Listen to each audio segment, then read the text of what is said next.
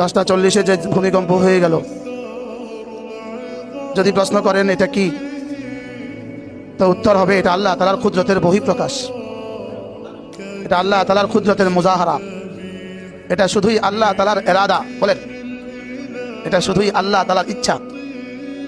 এটা হলো কিয়ামতের পূর্ব লক্ষণ। এটা হলো আল্লাহ তাআলা কাদির, আল্লাহ তাআলার কুদরতের এক ঝলক।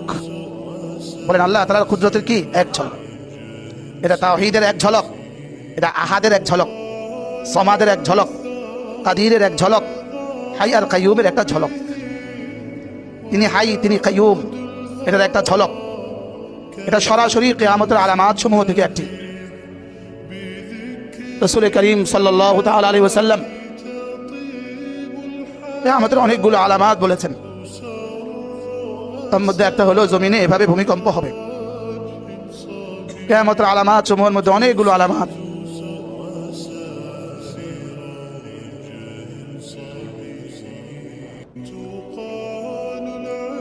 জিবরিল আলাইহিস সালাম রাসূলকে জিজ্ঞেস করলেন, মাতা সাআ, কিয়ামত কবে হবে?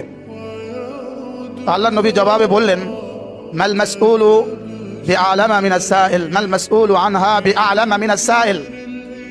এখানে সাইল মানে প্রশ্নকারী, মাসউল মানে প্রশ্নকৃত ব্যক্তি। আল্লাহর নবী জবাবে বললেন, প্রশ্নকারীর চেয়ে প্রশ্নকৃত ব্যক্তি ভালো জানে না।